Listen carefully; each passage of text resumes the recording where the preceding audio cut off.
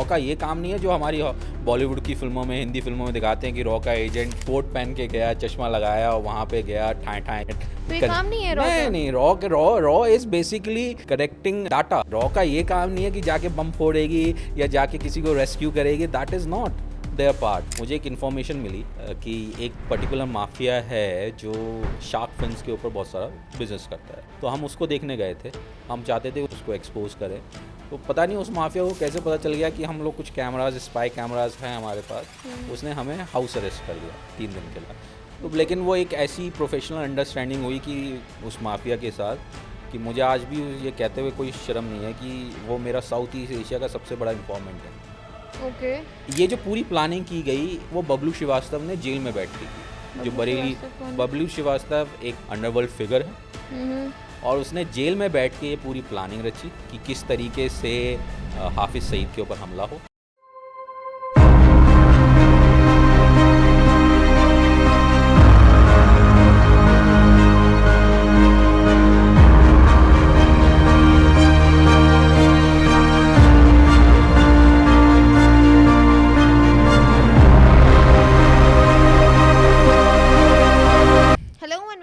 Yet another episode of my podcast, and as I'm already very excited for this one, this is with a very amazing guest with us, Mr. Ambar Sharma. Hello sir, कैसे हैं आप? मैं बढ़िया हूँ, आप कैसे हैं?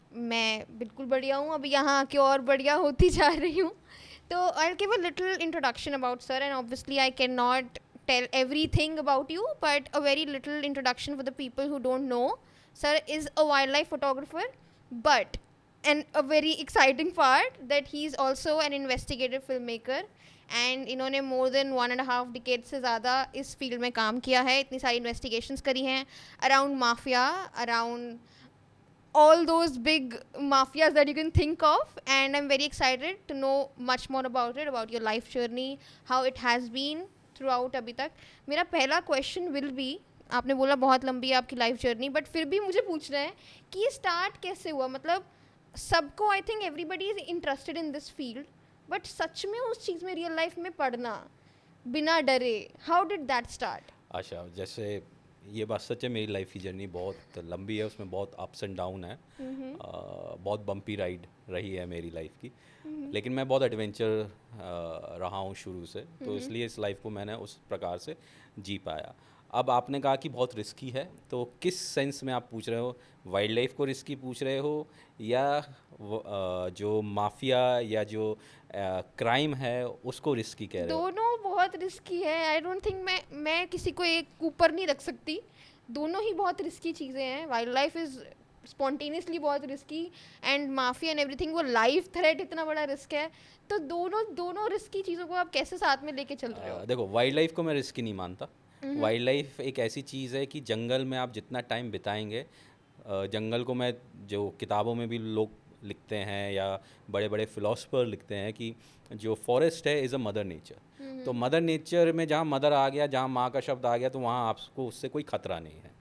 Wild life में एक सबसे बड़ा ख़तरा है, वो है वाइल्ड लाइफ क्राइम। जब आप वाइल्ड लाइफ क्राइम की तरफ बढ़ते हैं तो आपको ख़तरा होता है। वाइल्ड लाइफ से आपको कोई ख़तरा नहीं है, जंगली जानवर जो वन्य जीव है उससे आपको कोई ख़तरा नहीं है, वो आपके उतने ही अच्छे दोस्त हैं जितने अच्छे आप और हम इस समय बात कर रहे हैं। आप वाइल्ड लाइफ में अगर जानवर के साथ समय बिता रहे हैं तो कुछ टाइम में जानवर भी आपको पहचानने लगते हैं।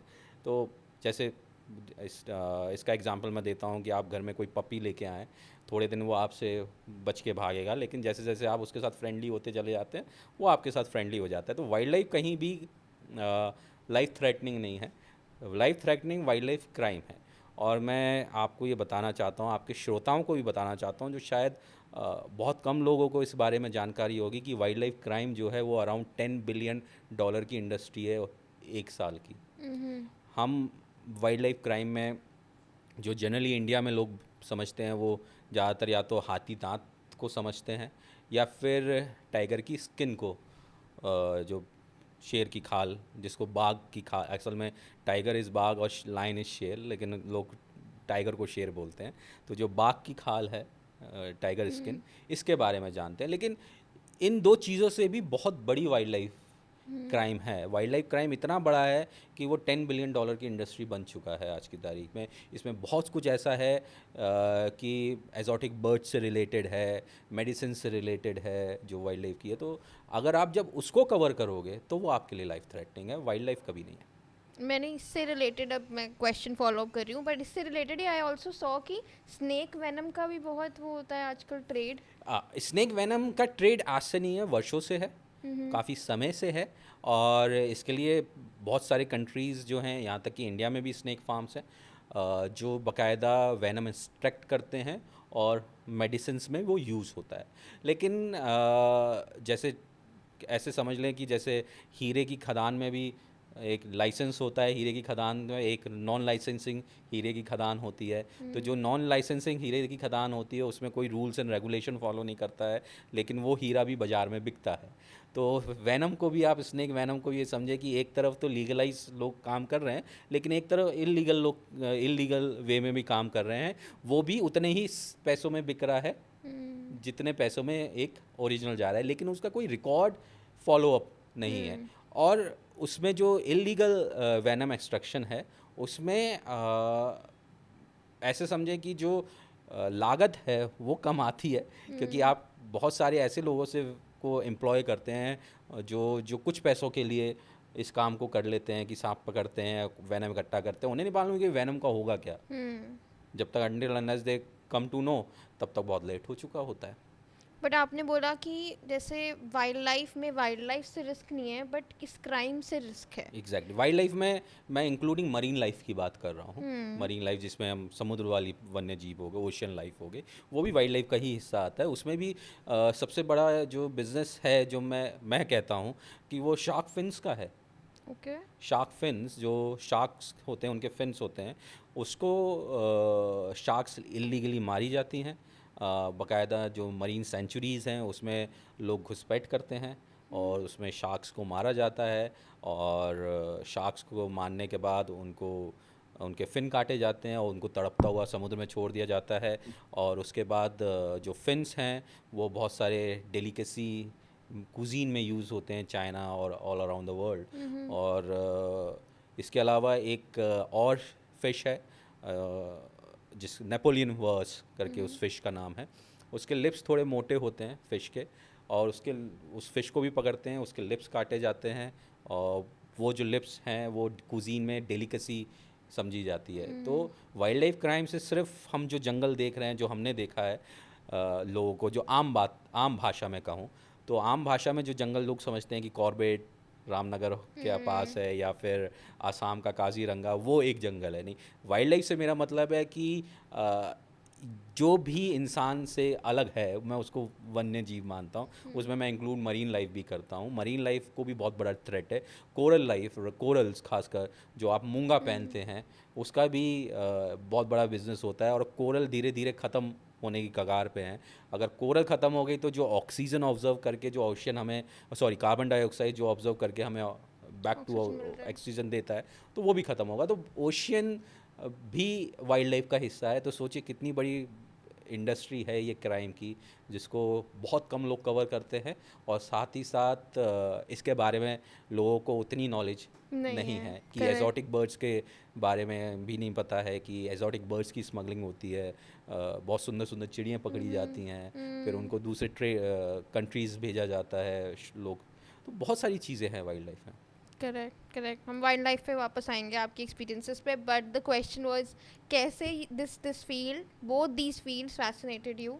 मदर अर्थ हमें समझ आ गया, the love you have for nature, the love you have for wild life, but the mafia field, the investigative field, वो कैसे, कब से आप इसमें हो? We know more than 1.5 decades, बट कब से, कैसे, यहाँ कैसे पहुँचे हो? देखो, करियर की शुरुआत मैंने कान्हा नेशनल पार्क से की थी 2003 में।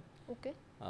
वहाँ पे एक रिज़ॉर्ट होता था, मोगली रिज़ॉर्ट, जो आज भी है, जिसका नाम अब बदल के जंगल किंग हो गया है। वहाँ से मैंने शुरुआत की और इसका श्रेय जो जाता है वो कमालुद्दीन को जाता है। खैर, मैं शुरू से कुछ अलग प्रवृत्ति का इंसान रहा। मैं बहुत क्या कहते हैं, इम्पल्सिव हूँ। मुझे हर चीज़ मतलब कि जानने का बहुत उत्सुक रहता हूँ। तो वहाँ से मेरा वाइल्ड लाइफ करियर शुरू हुआ सब। और वहाँ मैंने बहुत कुछ सीखा, समझा। 2004 आते आते मैं कैमरा के प्रति आकर्षित हुआ। वहाँ मैंने लोगों को फ़ोटोग्राफी करते देखा। तो तब डिजिटल कैमरा नहीं थे, तब फिल्म्स कैमरा होते थे। फिर 2004 में मैंने कैमरा को समझना शुरू किया। फिर जब फ़ोटोग्राफी में मैंने एक मुकाम हासिल कर लिया, तो 2007 8 आते आते मैंने सोचा कि शायद मैं फ़ोटोग्राफी के माध्यम से मैं कहानी अपनी नहीं कह पाऊँगा, क्योंकि फ़ोटोग्राफी के मेरे जो पिक्चर्स हो गए या दूसरों के जो पिक्चर्स हो गए, वो एक गैलरी तक सीमित रह जाते थे। तब तक फेसबुक भी नहीं था और उस टाइम पे आप गैलरी तक ही सीमित थे। जो फ़ोटोग्राफी गैलरीज़ होती हैं या जो आर्ट फेयर्स होते हैं, आप उसमें पार्टिसिपेट करते हैं, लेकिन वो भी एक सीमित ही हो जाता था कि मैगज़ीन्स के थ्रू कह लें या आर्ट गैलरीज़ के थ्रू कह लें। आप अपनी बात नहीं कह पाते थे, उतना एजुकेशन नहीं दे पाते थे कि आप क्या कहना चाहते हैं। आपने फॉर एग्ज़ाम्पल आपने कुछ पोचिंग के शॉट दिखाए, वो मैगज़ीन्स में भी आए, वो आर्ट गैलरीज़ में भी गए और दुनिया भर के न्यूज़पेपर में भी छपे, लेकिन वो जो विजुअल इम्पैक्ट आपको वो स्टोरी टेलिंग के साथ करता है, वो शायद फ़ोटोग्राफ इतनी जल्दी इम्पैक्ट नहीं करते हैं, क्योंकि फ़ोटोग्राफी जो है वो एक आर्ट है जिसको समझने में थोड़ा टाइम लग जाता है। आप कभी भी आर्ट गैलरीज जाइए या आर्ट फेयर्स में जाइए, बहुत सारे लोगों को देखेंगे वो जस्ट इसलिए आते हैं कि उन्हें एक फेयर अटेंड करना है।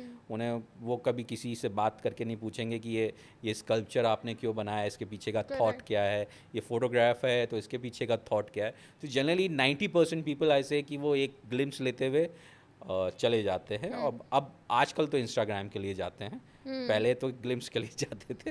तो आप अपनी बात नहीं कह पाते हैं कि आप समझा नहीं पाते हैं विजुअल के, वो इतना स्ट्रॉन्ग विजुअल नहीं रहा फ़ोटोग्राफ को, मेरे को ऐसा लगा। तो मैंने सोचा कि अगर स्टोरी टेलिंग करनी है तो क्यों ना डॉक्यूमेंट्री की जाए।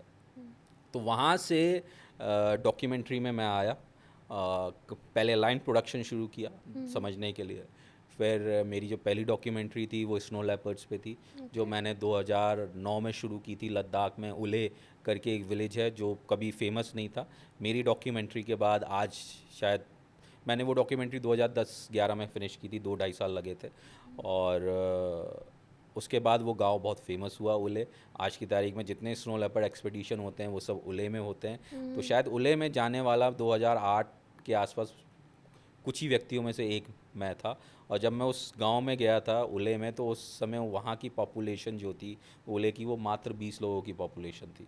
आज क्या है ये मुझे नहीं पता, आप कमेंट बॉक्स में पूछिएगा लोगों से कि क्या पॉपुलेशन है उले लद्दाख की। तो वो एक था कि स्टोरी टेलिंग मुझे करनी है। फ़ोटोग्राफी मेरा पहला प्यार है और हमेशा रहेगा, उसको मैं कभी नहीं छोड़ सकता। लेकिन स्टोरी टेलिंग जो है वो मुझे ऐसा लगा कि मूविंग विजुअल से फ़िल्म के माध्यम से मैं ज़्यादा कह पाऊँगा। और मेरा फोकस था कि हमेशा शुरू से कि लोगों को जागरूक किया जाए, एजुकेट किया जाए किसी भी चीज़ के बारे में। तो वाइल्ड लाइफ क्राइम को हिंदी लैंग्वेज में कवर करने वाले बहुत कम लोग हुए, और मैं समझता हूँ हुए ही नहीं है, क्योंकि सब ने इंटरनेशनल मार्केट को कैप्चर करने का सोचा। क्योंकि वो हमें एग्जैक्टली अगर हमारी डॉक्यूमेंट्री इंटरनेशनली अक्लेम्ड हो रही है तो हमें मनी भी मिल रहा है, अप्रिसिएशन भी मिल रहा है। और लेकिन इंडिया में डॉक्यूमेंट्री का बहुत छोटा सा मार्केट है। तो मैंने उसमें थोड़ा सा रिस्क लिया, जो थोड़ा सा सक्सेसफुल भी हुआ। और जो मेरा एक सोच थी कि लोगों को एजुकेट किया जाए, कि बताया जाए कि वाइल्ड लाइफ क्राइम क्या होता है। और आज बहुत लोग जानते हैं कि वाइल्ड लाइफ क्राइम क्या होता है। वो टाइगर और एलिफेंट तक सीमित नहीं रहे हैं, उन्हें बहुत कुछ चीज़ों में पता चला है कि वाइल्ड लाइफ क्राइम क्या है। करेक्ट। ये तो वाइल्ड लाइफ का था, आपका माफिया का कहाँ से चालू हुआ? देखो, माफिया का वाइल्ड लाइफ से ही शुरू हुआ, क्योंकि जब आप वाइल्ड लाइफ क्राइम कवर कर रहे हो, जिसमें आप वाइल्ड लाइफ माफिया को एक्सपोज कर रहे हो। मैं एक किस्सा बताता हूँ। मैं वियतनाम में था, मैं उस माफिया का नाम नहीं लूँगा। और मुझे एक इन्फॉर्मेशन मिली कि कि एक पर्टिकुलर माफिया है जो शार्क फिन्स के ऊपर बहुत सारा बिजनेस करता है। वो स्टॉक फुटेज भी है, कई जगह वो यूज़ भी होता है कि एक छत के ऊपर बहुत सारे शार्क्स फिन रखे हुए हैं, सूख रहे हैं। तो हम उसको देखने गए थे। हम चाहते थे उस माफिया की ग्लिम्स मिले, हम उसको एक्सपोज करें। तो पता नहीं उस माफिया को कैसे पता चल गया कि हम लोग कुछ कैमराज, स्पाई कैमराज हैं हमारे पास। उसने हमें हाउस अरेस्ट कर लिया 3 दिन के लिए। और मेरी एक आदत है, जब भी मैं कुछ ऐसा कवर करने जाता हूँ तो मैं अपने पासपोर्ट्स या अपनी आईडीज़ या मेरे कैमरामैन की आईडीज़ जो है मैं होटल में छोड़ के जाता हूँ। क्योंकि इंडियन पासपोर्ट है तो वो आपको ज़्यादा सीरियस लेंगे नहीं, वो आपके लिए लाइट थ्रेटनिंग हो सकता है। तो जनरली उसने जब हमें पकड़ लिया तो उसने थोड़ा हमें डराया धमकाया, तो मैंने उससे कह दिया कि आई am a British national, okay. मेरे पास यूके पासपोर्ट है। तो आप जब कभी यूके या यूएस बोल दे तो सामने वाला घबरा जाता है कि पूरी गवर्नमेंट, इनका कोई नागरिक गया हम्म। तो ये पीछे पड़ जाएंगे। तो वहाँ मेरा ये थॉट था कि इसको ये कहना है कि मैं उस कंट्री का नेशनल हूँ जिस कंट्री का बहुत बड़ा इम्पैक्ट दुनिया भर में है। हम्म। तो उसने जब मुझसे पूछा आप कौन से कंट्री, पहले तो बहुत डराया वो। हाउस अरेस्ट में कितने लोग थे आप लोग? मैं और मेरा कैमरामैन, 2 लोग, मेरा और उन्होंने? कैमरामैन इंडियन था, विदेशी नहीं था, वो डर गया बेचारा, ही पीड इन हिज पैंट। बोला सर आपके साथ तो मेरी ज़िंदगी बर्बाद हो गई, मैं तो पहला प्रोजेक्ट आपके साथ करने आया, आपने तो मुझे माफिया में ही फंसा दिया, मैं तो सोचा था इतना इजीली शूट कर लेंगे। और मैंने कहा ऐसा, उसे भी शुरू शुरू में लगता है, सुन के बड़ी स्टोरीज होती है, बड़ी एडवेंचरस स्टोरीज लगती हैं, तो आदमी कहता है कि सर आपके साथ काम करना है। कई बार आपको भी लगता है कोई इतना बोल रहा है तो लेके चलो, तो मैं उसको लेके गया। और उसकी किस्मत ख़राब कि उस दिन बाई चांस माफिया ने हमें अरेस्ट, मतलब हाउस अरेस्ट कर लिया, और 3 दिन हमें थोड़ा सा डराया धमकाया कि फुटेज आप दो, हमारे कैमरास को जब्त किया। तो लेकिन वो एक ऐसी प्रोफेशनल अंडरस्टैंडिंग हुई कि उस माफिया के साथ, कि मुझे आज भी ये कहते हुए कोई शर्म नहीं है कि वो मेरा साउथ ईस्ट एशिया का सबसे बड़ा इन्फॉर्मेंट है। ओके। मुझे आज भी कोई साउथ ईस्ट एशिया में कोई भी किसी से रिलेटेड खबर चाहिए तो मैं उसी माफिया को कांटेक्ट करता हूँ, उससे सारी इन्फॉर्मेशन कलेक्ट करता हूँ और फिर उसके ऊपर कोई स्टोरी करता हूँ। आपका एक्सपीरियंस कैसा था उस हाउस अरेस्ट में? मतलब I am sure not very good रहा होगा। कुछ नहीं, डराया धमकाया, बगल में बंदूकें चलती थी ओके। डराने के लिए। कितना कैजुअली आप ऐसे बोल रहे हो, बगल में बंदूकें चलती थी। नहीं, वो वेपन्स मैंने लाइव में बचपन से देखे हैं। अच्छा। घर में वेपन्स थे हमारे यहाँ, ओके। और तो इस वजह से वेपन्स देखे थे, फैमिली के फ्रेंड्स में उनके यहाँ वेपन्स थे। वेपन से ऐसा नहीं है कि शूटिंग के लिए पर्पस से, क्योंकि मेरे फैमिली फ्रेंड हैं, रॉयल फैमिली से हैं, उनका बेटा जो है वो इंडियन टीम में है, कई साल तक बंदूक चलाई है। तो मुझे बंदूकों से कभी डर नहीं लगा, क्योंकि बचपन से ही मैं भी शूटिंग कर रहा हूँ, और मैं तो खुद नेशनल लेवल पे शूटिंग खेला हूँ। तो क्या इसलिए बात मुझे कभी वेपन से मुझे कभी डर नहीं लगा। और शायद इसी वेपन की वजह से जब वो वेपन चला रहे थे तो मैं उनको बता रहा था ये तुम्हारा, मेरे को खासकर पिस्टल्स का पर्सनली बहुत शौक है, और ख़ासकर कुछ पर्टिकुलर बोर के, जैसे .25 बोर मेरी बहुत फेवरेट पिस्टल्स में से मैं कहूँ, फेवरेट पिस्टल? ओके। बोर मैं कहूँगा, खासकर कॉल्ट की। तो तो वो जो पिस्टल्स उसने रखी हुई थी उसके उसमें, तो मैंने कहा I think this is your this particular make and this is that make and that. तो वो जो माफिया था थोड़ी देर मेरी तरफ देखा, बोला you how do you know about it?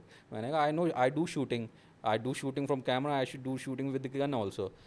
तो वहाँ से एक जो मैंने लाइट मूवमेंट क्रिएट किया, तो मेरे को कोई ऐसी चीज़ मिली है, it is you, up to you how you tackle this situation. First I said I am a British national. अब ये पॉडकास्ट आपका अगर इंग्लिश लोग सुन रहे होंगे यूके वाले, तो वो मेरे ऊपर केस ना करें कि मैंने झूठ बोला, लेकिन वो अपनी जान बचाने के लिए झूठ बोला कि मैंने ये कहा कि मैं यूके नेशनल हूँ, और उन्हें अब पासपोर्ट चेक करने की हम पे था ही नहीं। मुझे ये पता, मेरे सीधा सा है कि कभी भी आप इन्वेस्टिगेटिव स्टोरी, या सबको एडवाइस दूंगा जो भी सुने, जब भी आप इन्वेस्टिगेटिव स्टोरी करने जा रहे हैं विदेश में, और आपको कभी भी ऐसा लग सकता है कि मेरे पे लाइफ थ्रेटनिंग कुछ हो सकता है, मुझे पकड़ा जा सकता हूँ, तो कभी भी आप अपनी असली नेशनलिटी ना बताएं।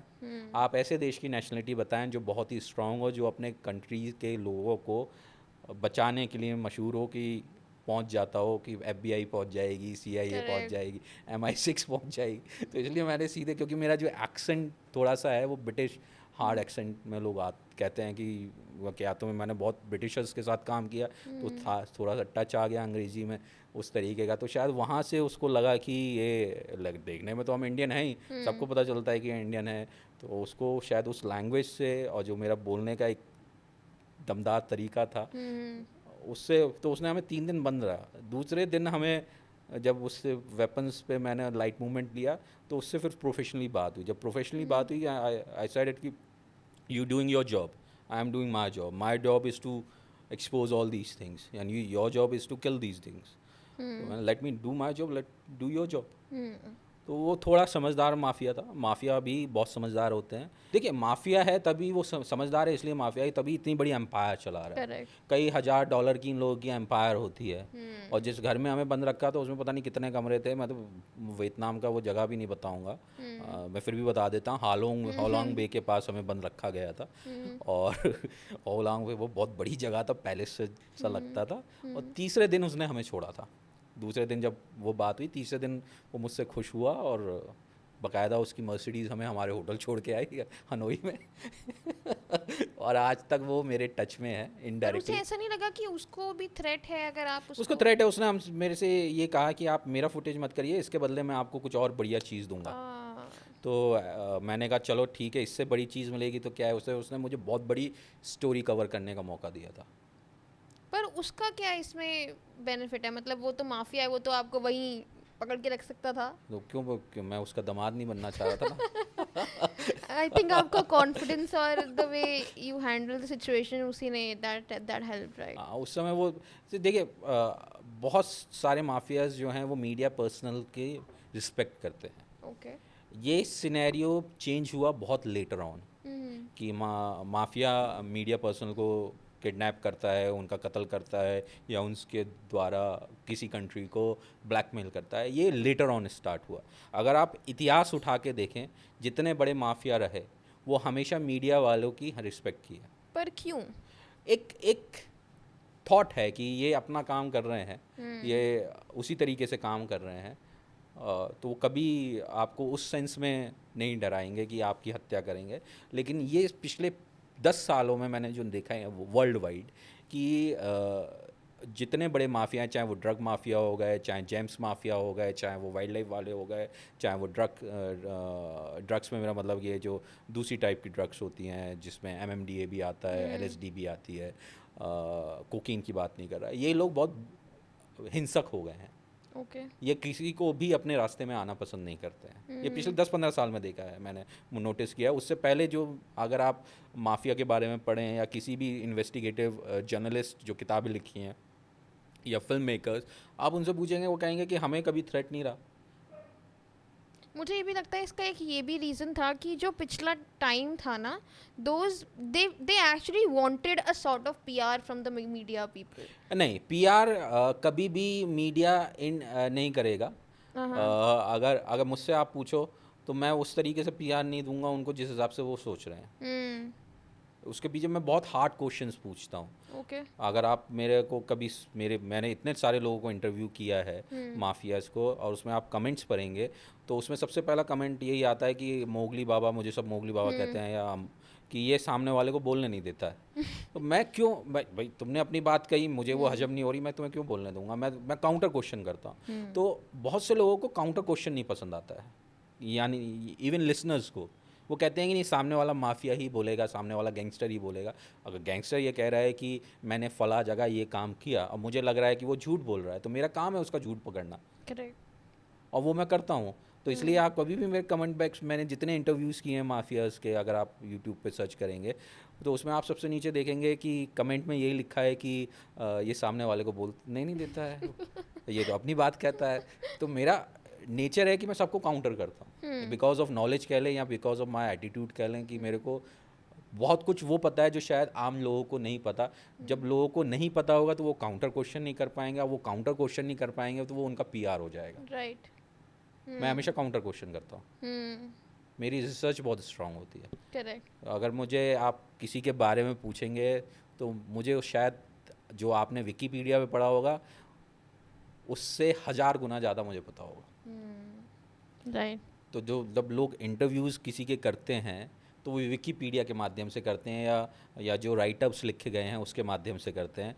उससे ज़्यादा उनके पास रिसर्च नहीं होती, क्योंकि उन्होंने वो रिसर्च करने का किया ही नहीं होता है, एफर्ट ही नहीं किया होता है।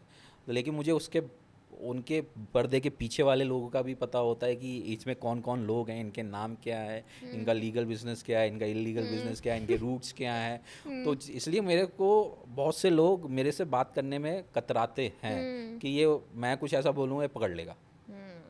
करेक्ट। तो इसलिए बहुत सारे माफियाज मेरे को इंटरव्यू अब नहीं देना चाहते। ओके। ठीक है। तो ओके, आगे बढ़ते हैं आपके हाउस अरेस्ट का वी गॉट टू नो. मेरा next question is about just like we were talking yesterday also Hafiz Saeed के बारे में.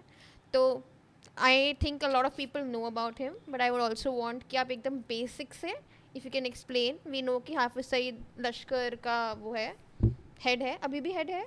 हेड हमेशा रहेगा, जब तक जिंदा है तब तक हेड है. पर जेल में से भी हेड है. जेल से ऑपरेट करना बहुत आसान है. हम्म. वो जेल में कहा गया, देखिए इसके ऊपर हमला हुआ. राइट. मैं आपको एक चीज़ बताता हूँ. मेरी एक क्राइम इन्वेस्टिगेटिव सीरीज़ है जो यूट्यूब पे चलती है, जिसके 3 सीज़न आ चुके हैं. ओके. और मैंने पिछले 2 साल से उसके सीज़न भी नहीं किए हैं. 4th सीज़न लाने के लिए मैंने 2 साल पहले बोला था, लेकिन रिसर्च में और बहुत चीज़ों में टाइम लग गया. फिर मैंने वो यूट्यूब पे किया नहीं, क्योंकि मैं जो स्टोरीज़ कर रहा हूँ वो फैक्ट्स के साथ करता हूँ. कॉल रिकॉर्डिंग्स होती हैं, फोटोग्राफ्स होते हैं, आईडीज़ होती हैं. फिर उसी स्टोरी को लोग कॉपी करते हैं, अपने चैनल्स पे चलाते हैं, और उसके बाद उन्हीं को कुछ छोटे मोटे प्रोड्यूसर्स उन्हीं स्टोरीज़ को उठा के अपने एपिसोड्स बनाते हैं, जिससे मैं बहुत आहत होता हूँ कि मेरी रिसर्च को आप कॉपी कर रहे हैं Yeah. और उसको आप अपना बता के कर रहे हैं. बहुत सारे लोगों को मैंने कॉपीराइट नोटिस भी भेजा. तो मेरी एक सीरीज़ है दास्तान कहानी अनसुनी, ओके. जिसमें मैंने बहुत सारी चीज़ें दिखाई थी. तो 2022 में मैंने एक एपिसोड किया था हाफिज़ सईद पे. तब तक हमला हो चुका था हाफिज़ सईद के ऊपर, जो ख़त्म करने की प्लानिंग की गई थी. पर हाफिज सईद का चैप्टर चालू हुआ है 2008 मुंबई अटैक से. उससे पहले से है. Okay. Hafiz Saeed is active since very early 2000. Okay. मैं आपको ये सच बता दूं कि ये कुछ बड़े ग्रुप्स रहे, जैसे अलकायदा का नाम लोग जानते हैं बिकॉज ऑफ ओसामा. या. हाफिज़ का नाम लश्कर. है, फिर सैयद सलालुद्दीन है. इन लोगों के नाम जनता जानती है, लेकिन इनके अलावा भी ऐसे स्लीपर सेल हैं, छोटे छोटे ऐसे आतंकी ग्रुप हैं जो मेजोरिटली काम कर रहे हैं, जिनके बारे में लोगों को पता नहीं है, और वो आजकल बहुत एक्टिव हो गए हैं. तो हाफिज़ सईद एक तरफ से लग रहा होगा कि नहीं काम कर रहा है, ऐसे समझ लीजिए ये हाफिज़ सईद है, या हाफिज़ सईद का स्लीपर है सेल है. तो वो हाफिज़ सईद डिस्ट्रैक्ट, लोग इधर डिस्ट्रैक्ट हो रहे हैं, लेकिन स्लीपर सेल इधर काम कर रहा है. तो जो बहुत सारे कंट्रीज़ में जो स्लीपर सेल अटैक कर देते हैं, जो इतना मैसिव अटैक करते हैं, वो स्लीपर सेल से द्वारा होता है. तो ऐसे ऐसे बहुत छोटे छोटे ग्रुप्स हैं जिन पे नज़र रखनी जानी बहुत ज़रूरी है, और वो जनता भी नज़र रख सकती है कि सस्पिशियस क्या है. तो जैसा आपने हाफिज़ सईद के लिए कहा, तो हाफिज़ सईद UN डेजिग्नेटेड आतंकवादी है. करेक्ट. उसको बहुत सारी कंट्रीज़ ने आतंकवादी घोषित किया हुआ है, और उसके ऊपर 10 मिलियन डॉलर की बाउंटी भी है. है. तो इंडिया में इसने बहुत सारे अटैक कराए, ट्रेन ब्लास्ट कराए, यहाँ तक कि शायद इसका इन्वॉल्वमेंट वो पार्लियामेंट अटैक पे भी था. फिर ताज पे भी हमला हुआ था, उस पे भी इसका इन्वॉल्वमेंट था. तो इंडिया के खिलाफ इसने खुले तौर पे बोला है. और ये ऐसा नहीं है कि सिर्फ इंडिया की हिट लिस्ट में हो या इंडिया की वांटेड लिस्ट में हो, ये दुनिया की बहुत सारे कंट्रीज़ की वांटेड लिस्ट में है और हिट लिस्ट में भी है. और जिसके सर पे 10 मिलियन डॉलर का इनाम होगा, उसको बहुत लोग टारगेट करने की कोशिश करेंगे. तो केस चला, केस चल के दिखाया पाकिस्तान ने कि हमने इसको सज़ा दे रहे हैं और हम इसको जेल में डाल रहे हैं. लेकिन एक्चुअली में इसको जेल में नहीं डाला, इसको हाउस में, जो इसका लाहौर में एक जगह है जो इसका घर था, मैं नाम भूल गया, मस्जिद है, मदरसा है बीच में, मैंने अपनी किताब में भी उसके बारे में लिखा है, उसको वहाँ रखा. तो ये हिट लिस्ट में था. लेकिन जब ये किताब इसका हमले का एपिसोड मैंने 2022 में ऑलरेडी कर दिया था. तब तक मीडिया में कोई रिपोर्ट नहीं आई थी कि इसकी प्लानिंग कैसे हुई, कैसे नहीं हुई, किस तरीके से हुई, ये कहीं स्टोरी नहीं आई थी.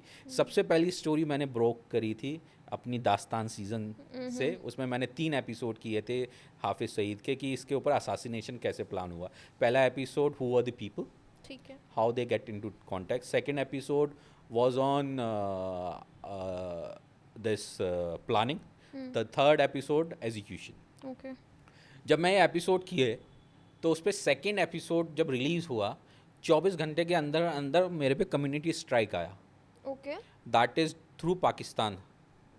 गवर्नमेंट ने वो एपिसोड पूरा विड्रॉ कराया, क्योंकि उनके यहाँ ये जो किस्सा था, ये जो केस था, ये अंडर इन्वेस्टिगेशन था। और मैं ऑलरेडी उन लोगों के नाम रिवील कर चुका था जो पाकिस्तानी थे, जो इसमें इन्वॉल्व थे.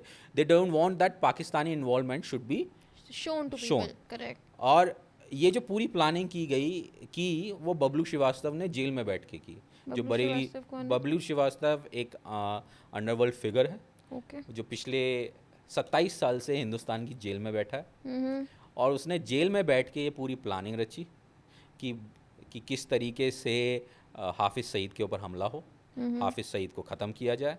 और 2022 में मैं ऑलरेडी एपिसोड कर चुका था, मई के मंथ में, अप्रैल या मई के मंथ में कम्युनिटी स्ट्राइक आया, एक एपिसोड हटा, लेकिन 2 एपिसोड फिर भी अवेलेबल रहे, फर्स्ट एंड थर्ड. सेकंड पे उन्होंने Strike डाया. डाली. हाँ, सेकंड थर्ड पता नहीं, फर्स्ट एंड थर्ड उनकी नज़र से कैसे बजा मुझे नहीं पता. देखा उन्होंने भी, क्योंकि मैं ये चीज़ एनालिस्ट में चेक कर सकते हैं, पता चल जाता है कौन सा एपिसोड किसके द्वारा कितनी बार देखा जा रहा है. तो सेकंड एपिसोड पे कम्युनिटी स्ट्राइक आई और यूट्यूब ने मुझे वार्निंग दी कि आप इस तरीके के एपिसोड नहीं. मैंने उस पर बहुत फाइट किया कि नहीं, मेरे को जो है, मैं अपना जो काम है वो कर रहा हूँ, इन्वेस्टिगेटिव डॉक्यूमेंट्री का हिस्सा है, आई कैन शो इट. तो वो because they are bound to the country's law, उनको अपने उस कंट्री में अपना काम चलाना है, तो उन्हें कंट्री के लॉ मानने पड़ेंगे. तो यूट्यूब ने मेरी नहीं सुनी, पाकिस्तान की सुनी, और वो सेकंड एपिसोड उड़ा दिया. फर्स्ट सेकंड आज भी अवेलेबल है. दिसंबर 2022 में ये न्यूज़, सेम फोटोग्राफ्स के कुछ वीडियोस जो मैंने चलाई थी, आज तक ने ब्रोक की मेरे से 6 महीने बाद. Then it become a very big thing, क्योंकि तब तक पाकिस्तान दिसंबर में पाकिस्तान ने एक लिस्ट जारी की, एक प्रेस कॉन्फ्रेंस की कि इसमें इंडिया की रॉ का हाथ है. ओके. और इसमें ये लोग इन्वॉल्वमेंट है, और उन लोगों के नाम मैं ऑलरेडी अपने एपिसोड में बता चुका था. और मैंने उसमें ये कहा कि ये रॉ का काम नहीं है, रॉ कभी भी किसी चीज़ पे हमला नहीं करेगा. रॉ का काम है डाटा इकट्ठा करना, उसको सबमिट करना गवर्नमेंट को. गवर्नमेंट जो है उसको लीगल वे में जाके यूएन में वो सबमिट करती है और यूएन के थ्रू सैंक्शंस लगवाती है. रॉ का ये काम नहीं है जो हमारी बॉलीवुड की फिल्मों में, हिंदी फिल्मों में दिखाते हैं कि रॉ का एजेंट कोट पहन के गया, चश्मा लगाया और वहाँ पे गया, ठाए की तो ये काम नहीं है रॉ का? नहीं, raw is basically correcting data. आपकी वो जासूसी का वो पूरा डाटा कि कौन सी कंट्री में क्या हो रहा है, किससे हमें थ्रेट हो सकती है, दैट इज़ रॉ का. ये काम नहीं है कि जाके बम फोड़ेगी या जाके किसी को रेस्क्यू करेगी. That is not their part is to make asset. उनका वो असेट बना सकते हैं वहाँ पे जिससे उनको इन्फॉर्मेशन मिले. उनका काम है डाटा कलेक्ट करना. उनको अगर ऐसा लगता है कि फॉर एग्जांपल आप पड़ोसी देश हैं, मैं एक पड़ोसी देश हूँ, हम दोनों में अच्छे रिलेशन नहीं है, आप न्यूक्लियर बॉम्ब बना रहे हैं और वो न्यूक्लियर बॉम्ब आप मेरे पे फोड़ सकते हैं, लेकिन मुझे ये तो पता होना चाहिए कि आप न्यूक्लियर बॉम्ब कहाँ बना रहे हैं, उसके अंदर कौन कौन लोग इन्वॉल्व हैं, आपको वो साइंस कहाँ से मिल रही है, वो टेक्निक कहाँ से मिल रही है, वो टेक्नोलॉजी कहाँ से मिल रही है. ये सारा डाटा ड्रॉ करेगी जासूसी करके या कैसे करके. अभी आपने बीच में देखा होगा कि आईएसआई जो है बहुत कुछ हनी ट्रैप करती है. तो वो पैसे, उनके पास एक बजट होता है जिसमें से वो हनी ट्रैप करने पे खर्च करते हैं और वो डाटा एक्सट्रैक्ट करते हैं. तो डाटा इम्पॉर्टेंट है, वो आदमी इम्पॉर्टेंट है, उसमें उनको ये नहीं है कि वो हमला करेंगे या कुछ करेंगे. लेकिन आईएसआई का तरीका अलग है. आईएसआई के पास जो है टेरर नेटवर्क बहुत बड़ा है. जितने भी आतंकवादी हैं वो सब आईएसआई के नीचे काम कर रहे हैं. हमारे यहाँ जो गुंडे बदमाश या गैंगस्टर कह लें या माफिया कर लें, वो रॉ के नीचे नहीं आते हैं, वो लॉ के नीचे आते हैं. तो रॉ कभी भी किसी माफिया को यूज़ नहीं करेगी.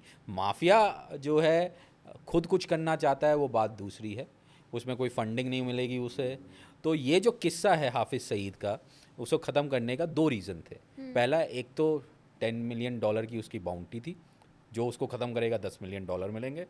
प्लस अगर हम ये काम कर लेंगे तो हम एक तरीके से थोड़े से गुड बुक्स में आ जाएंगे, और इसका फ़ायदा हमें कहीं ना कहीं हमारी सज़ा कम होने पे भी हो सकता है. अगर हम ऐसा कुछ करेंगे तो हो सकता है कहीं सॉफ्ट कॉर्नर आ जाए. बबलू श्रीवास्तव पिछले 27 साल से जेल में बंद है. बहुत दिमाग का बहुत तेज है, इसमें कोई दो राय नहीं है. और उसका आज भी जेल में रहने के बाद भी बहुत अच्छा नेटवर्क है. तो ये जो कहानी शुरू हुई, ये शुरू होती है, मैंने पूरी कहानी जो है, जैसे मैंने पहले बताया कि 2022 में अप्रैल में ही, 6 महीने पहले ही मैंने ये एपिसोड कर दिए थे। दिसंबर में ये पूरा पब्लिक हुआ, फिर न्यूज़ चैनल उसमें कूद गए, सबने अपनी वाहवाही की, एक्सक्लूसिव हम दिखा रहे हैं, लेकिन मोगली बाबा को सब भूल गए जिसने सबसे पहले किया था। फिर जब ये सब चीज़ें हो गई, इन चैनल्स ने अपने हिसाब से दिखाया, उसमें बहुत चीज़ें उन्होंने काट दी, वो पर्टिकुलर डिटेल नहीं थी उसमें, बस एक ही चीज़ रही कि इस तरीके से हुआ, इस तरीके से हुआ। 2000 उसी समय दिसंबर 2022 में मुझे एक दिमाग में क्लिक किया कि यार मेरे पास इतना डाटा है, मुझे एक एक चीज़ मालूम है कि ये कहानी कहाँ से शुरू हुई। तो उस कहानी को हमने 2018 से दिखाया कि कैसे शुरू हुई। इसमें कैरेक्टर्स हैं अली बुदेश जो बहरीन का निवासी है, इंडिया में रह के पढ़ाई की, माफिया से है, दाऊद इब्राहिम का खास रहा। खास से मेरा मतलब है दाऊद इब्राहिम के साथ उसका उठना बैठना था, ऐसा नहीं है कि दाऊद इब्राहिम के साथ काम करता था। एक गैंगस्टर दूसरे गैंगस्टर को 80s 70s के टाइम में अच्छे से जानते थे। 93 बॉम्ब ब्लास्ट के बाद बहुत चीज़ें बदली, तो ऐसा नहीं है कि अली बुदेश 93 के बाद से दाऊद से नहीं मिला, उसके बाद भी मिला। कुछ वजह से ये आपसी में इनके बैर हुए, क्या हुए वो मैं नहीं कहना चाहता। तो अली बुदेश गोल्ड का बिज़नेस बहरीन में करता था, उसके संबंध बहुत साल से बबलू श्रीवास्तव के साथ है। बबलू श्रीवास्तव के दुनिया भर के बहुत सारे माफियाज़ के साथ संबंध हैं। तो जब $10 मिलियन थे, और एक तरफ का जो मैंने आपको बताया है कि हाँ हम कुछ ऐसा करके जिस देश में हम रहे हैं उसके लिए हम शायद कुछ कर दें, तो ये पूरी प्लानिंग बबलू श्रीवास्तव ने गढ़ी 2018 में। और 2018 में जब ये कहानी गढ़ी जा रही थी, तब मुझे इसका आभास हुआ था कि कुछ ना कुछ किया जा रहा है। कैसे? ये नहीं बताऊंगा, ये मुझे अच्छा। पता चला था कि कुछ चीज़ प्लान कर रहे हैं। देखिए दीवार के भी कान होते हैं, जब आपके सोर्सेज होते हैं तो आपको बहुत चीज़ें पता चल जाती हैं। तो फिर मैंने जनवरी में ये किताब लिखी, जिसमें बहुत सारी चेंजेस फरवरी मार्च तक लैंग्वेज के हिसाब से होते रहे, और मई 2023 में ये किताब पब्लिश हुई। ओके। ऑपरेशन चाचा जान, जो अब तक की इतनी डिटेल्ड किताब हुई है। अगर आप इसके पन्ने पलट के देखेंगे तो इसमें आपको फ़ोटोग्राफ्स मिलेंगे, वीडियोग्राफ्स मिलेंगे, रेंट एग्रीमेंट की कॉपीज़ मिलेंगी, गाड़ी की आरसीज़ की कॉपी मिलेंगी, वो सब चीज़ें मिलेंगी जो शायद किताबों में नहीं छपती थी।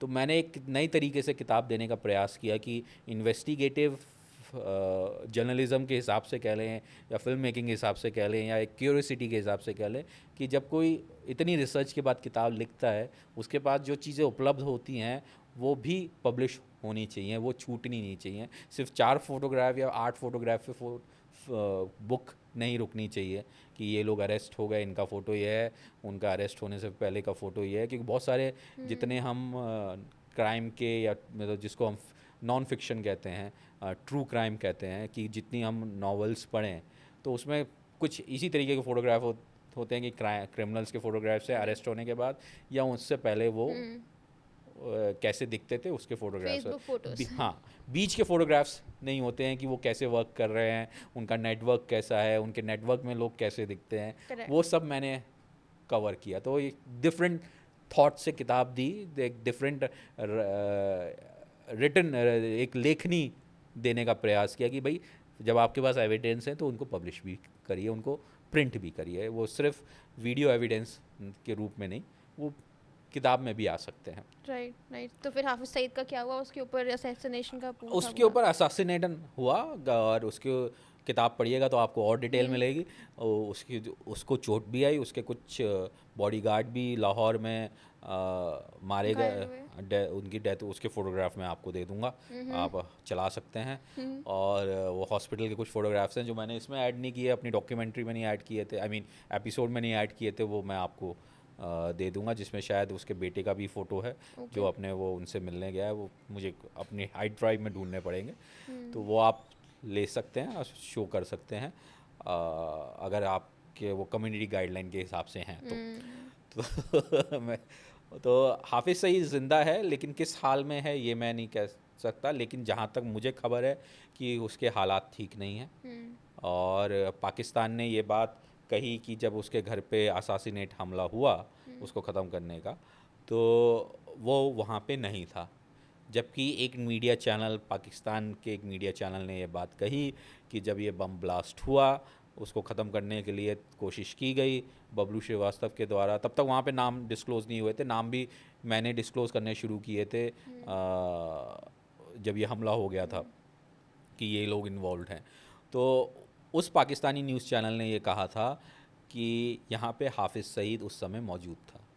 ये ऑन रिकॉर्ड बाइट है, जिसको बाद में उस न्यूज़ चैनल की बाइट को सोशल मीडिया से हटाया गया, चैनल के ब्रॉडकास्ट से हटाया गया, क्योंकि पाकिस्तान कभी ये नहीं चाहता था कि ये किसी को भी पता चले, क्योंकि यूएन में और सब जगह उसने ये कह रखा था कि हाफिज़ सईद जेल में है, जबकि एक्चुअल में वो अपने घर में लाहौर में था। तो ये पाकिस्तानी न्यूज़ चैनल ने वो बाइट बोली थी, और उसके बाद वो पूरी बाइट ही उड़ा दी है, वो पूरा हिस चंक ही उड़ा दिया, जहाँ पे वो आज आप ढूंढना चाहो वो कहीं नहीं मिल रहा। पाकिस्तान नहीं चाहता था कि ये बात किसी को पता चले। आज भी डेजिग्नेटेड टेररिस्ट है, और इसकी पॉलिटिकल पार्टी है पाकिस्तान में हाफिज़ सईद की। और हाँ, मैंने ये देखा था 2023 में शायद उनके बेटे ने इलेक्शन भी लड़ा था जो लाहौर से, जी। लेकिन वो हारा, जहाँ तक मेरे को जानकारी है। और ये जनता का सूझबूझ है जो उसको नहीं चुना। नहीं तो इनकी हर एक बड़े, जब जैसे जैसे आतंकी संगठन बड़े होते चले जाते हैं वैसे वैसे उनका फंडिंग नेटवर्क बड़ा होता है। जैसे जैसे उनका फंडिंग नेटवर्क बड़ा होता है तो वो खुद पॉलिटिक्स में आना शुरू हो जाते हैं। करेक्ट। यही चीज़ माफिया के साथ होती है। एक छोटा माफिया जब है वो बड़ा माफिया बनता है, जब उसने एक सीढ़ी जब टॉप पे पहुंच जाता है तो वो पॉलिटिक्स में आ जाता है, क्योंकि उसके पास फंड्स बहुत होते हैं। तो वो सोशल एक्टिविटीज़ करनी शुरू करता है, वो दिखाना शुरू करता है कि मैं बदल रहा हूँ, फिर वो इलेक्शन लड़ता है और कई बार जीतता भी है। ये ट्रेंड है। इससे मुझे पता क्या याद आ रहा है, पैलेस्टीनियन जो पूरा चल रहा है, the whole thing which is happening है ना, अब वो कुछ लोग हमास को कंसिडर कर रहे हैं as a terrorist organisation, but Palestinians at some place also considered as a political party, right?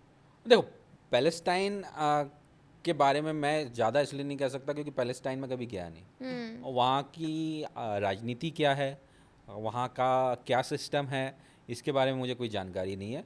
मैं ये ज़रूर कहता हूँ कि दुनिया में कोई भी वॉर, चाहे दो कंट्रीज़ आपस में मिलकर लड़ें या दो कम्युनिटीज़ आपस में मिलकर लड़ें या दो भाई मिलकर लड़ें, मैं कभी वॉर को सपोर्ट नहीं करता। पैलेस्टाइन के जो हमास है, अगर वो यूएन के द्वारा, यूनाइटेड नेशंस सिक्योरिटी काउंसिल के द्वारा आतंकवादी घोषित किया गया है तो मैं उसको आतंकवादी ही मानूंगा। मैं उसके साथ ये नहीं कहूँगा कि हामस जो है वो आतंकवादी है या नहीं है, उसमें मेरा कोई थॉट नहीं है। जब यूएनसी कह रही है तो भाई सिक्योरिटी काउंसिल कह रही है तो वो है।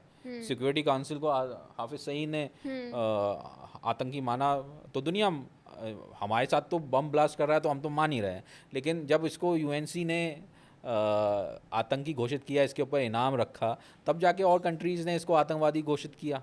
उससे पहले तो इसको नहीं घोषित कर रहे थे। जब दूसरी कंट्रीज़ का दबाव पड़ा तो इसके ऊपर केस चला तो इसको जेल में डाला। जेल तो नाम के लिए डाला, जबकि असल में वो घर में ही रह रहा था। करेक्ट। अब इस पे भी प्रॉब्लली आ सकता है कम्युनिटी गाइडलाइंस पर। आपको क्या लगता है कि जैसे काफ़ी सारी कंट्रीज़ ने, इंडिया ने भी और चाइना ने भी हाफिज़ सईद को एक्स्ट्राडाइट करने के लिए चाइना बोला क्यों करना चाहेगा? मैंने न्यूज़ में देखा।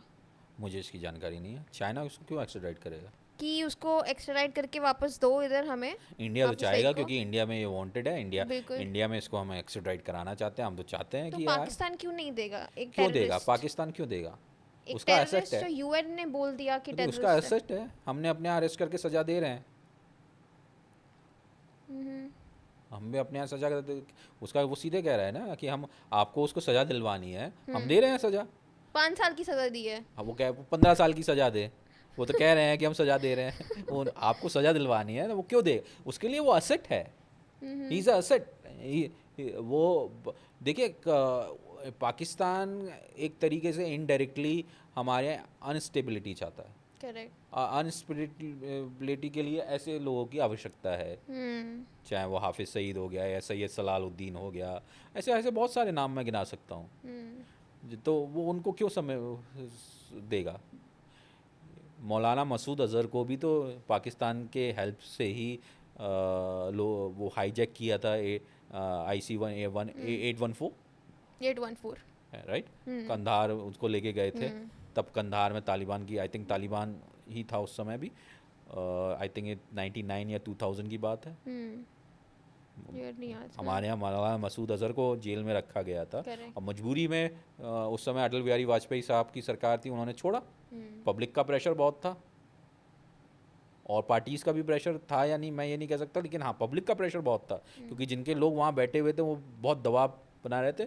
और तो सरकार ने मजबूरी में मौलाना मसूद अज़हर को छोड़ा और मौलाना मसूद अज़हर के छोड़ने के 2 साल बाद ही पार्लियामेंट पे हमला हुआ। अगर मौलाना मसूद अज़हर यहाँ होता तो शायद पार्लियामेंट पे उतना बड़ा हमला भी नहीं होता। तो ये तो उनके लिए एसेट है, तो वो अपने एसेट को क्यों देंगे हिंदुस्तान को? True. इस पॉइंट से भी तो सोचिए ना, हमारे लिए वो क्रिमिनल है लेकिन उनके लिए तो वो एसेट है।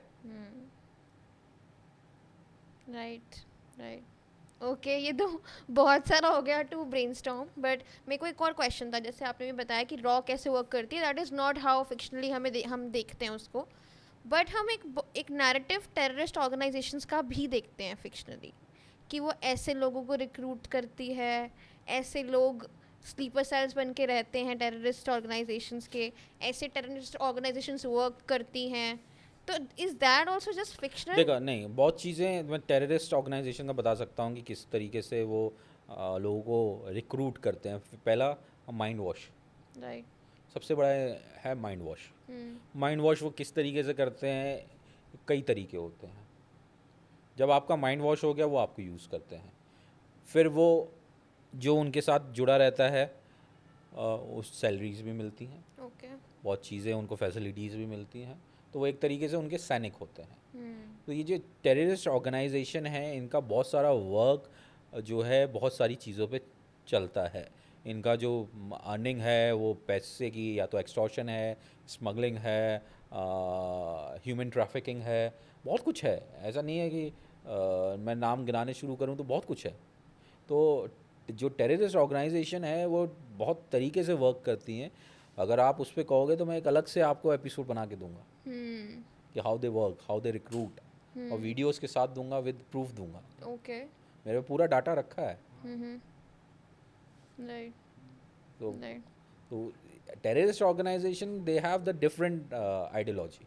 वो आपको टारगेट करेंगे कि अगर आपकी आइडियोलॉजी उनसे 1.1% भी आप उससे कहीं पिंच कर रहे हैं तो, और वो बहुत ग्रास रूट लेवल पे वर्क करते हैं। जो उनका स्लीपर सेल है वो बहुत ग्रास रूट लेवल पे वर्क करता है। वो मुझ जैसे 40 साल के इंसान को नहीं पकड़ेगा, आप जैसे 20 साल के इंसान को नहीं पकड़ेगा। जिसके अंदर थोड़ी सी समझ आनी शुरू हो जाती है, पढ़ लिख लेता है, उसको टारगेट करना इतना आसान नहीं होता। तो नेक्स्ट आते हैं मुंबई पे। There is another book that जो आपने लिखी है अबाउट मुंबई माफिया।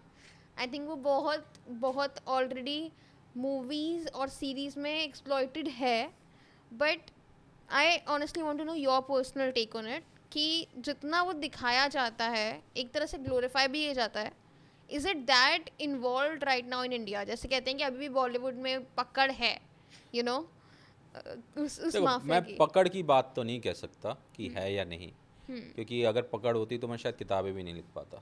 राइट। हाँ, बिजनेस इन्वॉल्वमेंट हो, वो किसके साथ हो ये मैं नहीं कह सकता।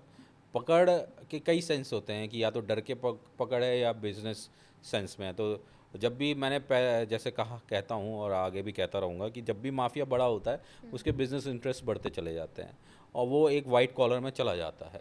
तो अगर ये नहीं है कि सिर्फ मुंबई में का माफिया हो सकता है, कि English mafia, American mafia, African mafia, Russian mafia, ये लोग भी किसी ना किसी फिल्म इंडस्ट्री में हों, लेकिन इसके ऐसे एज सच कोई प्रूफ नहीं मिले हैं कि 2 प्रोड्यूसर जो है किसी माफिया के साथ दिख रहे हों।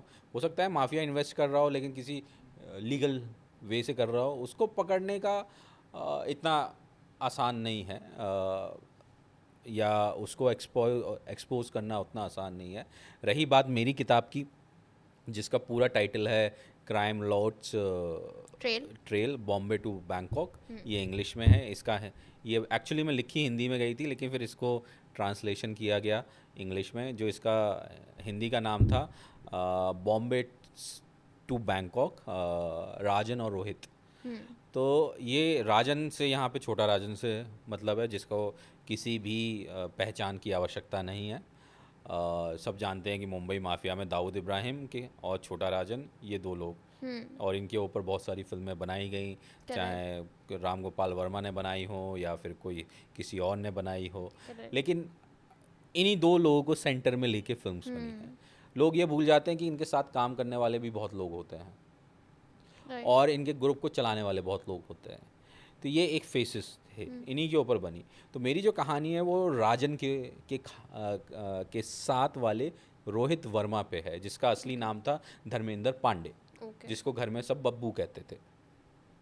धर्मेंद्र पांडे अर्थात बब्बू उर्फ रोहित वर्मा, ये वही व्यक्ति है जब 2000 में बैंकॉक में छोटा राजन के ऊपर छोटा शकील ने हमला करवाया था, शूटिंग हुई थी जिसमें राजन के 3 या 4 गोली पता नहीं कितनी लगी थी, और उसको बचाने के चक्कर में रोहित वर्मा मर गया था।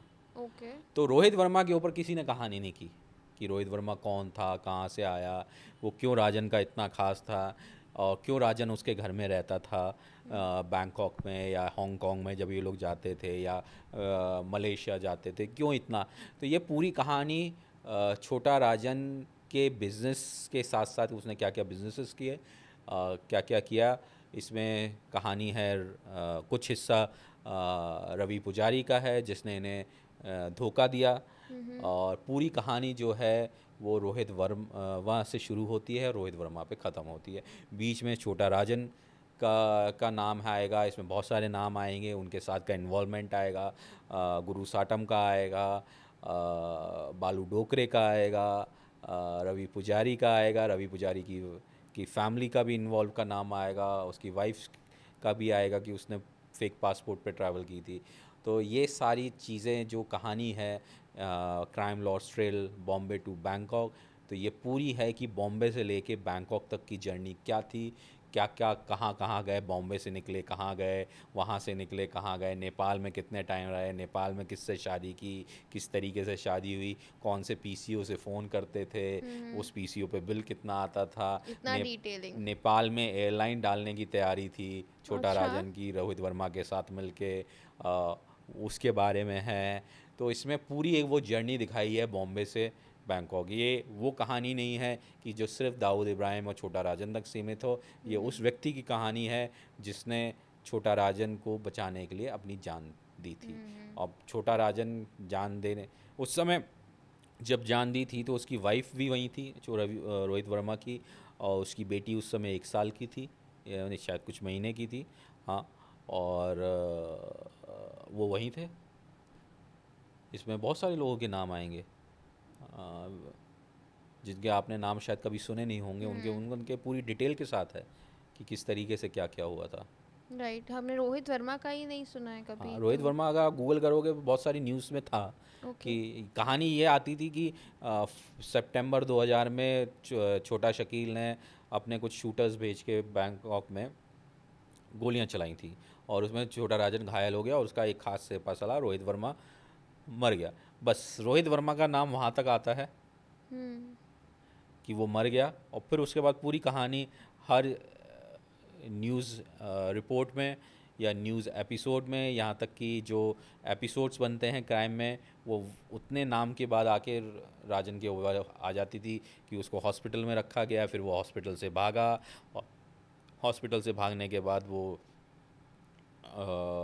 यहाँ वहाँ ऐसे ऐसे गया, ये सब कहानियाँ चलती हैं, लेकिन रोहित वर्मा की कहानी नहीं आती है। उसके बाद जो जहाँ तक मुझे पता है कि जब उसको गोली लगी थी बैंकॉक में, उसको अस्पताल में इलाज हुआ, अस्पताल से वो निकल के जो है नीचे जो है वहाँ पे संतोष शेट्टी ने ये सारा व्यवस्था की थी उसे भगाने की।